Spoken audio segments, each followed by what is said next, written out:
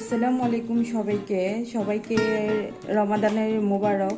সবাই কেমন আছো? সবার জন্য অনেক অনেক শুভকামনা। আমি ছোট্ট একটি ভিডিও নিয়ে হাজির হলাম।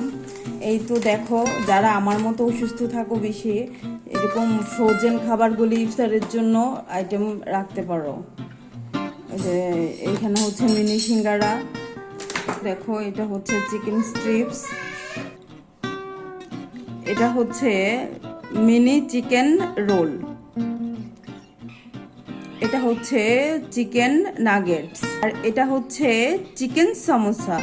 এগুলি যদি আমরা ইফতারের আগে কিছুক্ষণ আগে বেজে নেই তাহলে আমাদের সময়টাও বেঁচে যায়, আর আমাদের অসুস্থতা যারা থাকে তাদের জন্য খুবই উপকার, কষ্টও কম হয়ে যায়। এটা দেখো, আর এটা হচ্ছে সসেস দিয়ে তোমরা যা যা খেতে মন চায় তাই তার সাথে অ্যাড করে এটা বানিয়ে নিতে পারো।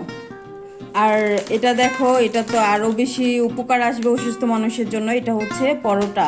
এখানে 20টি পরোটা আছে।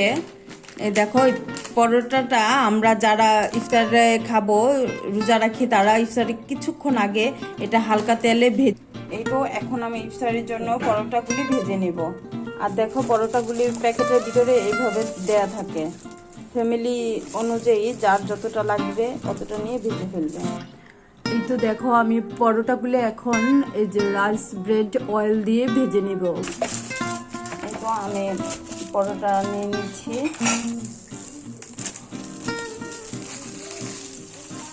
এই পরোটাটা ভাজতে খুব বেশি তেলের প্রয়োজন হয় না, খুবই অল্প পরিমাণে তেল দিয়ে এটাকে আমি ভেজে নেব।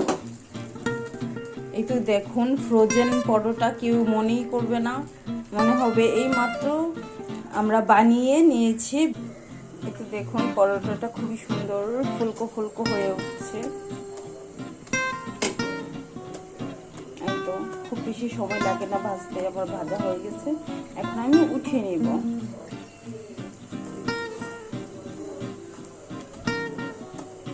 আর সবার জন্য দোয়া করে, কেউ যেন অসুস্থ না থাকে। মহান আল্লাহ তাআলা রাব্বুল আলামিন রহমানুর রহিম সবাইকে সুস্থতা দান করুন এবং সবাইকে ভালো রাখুন।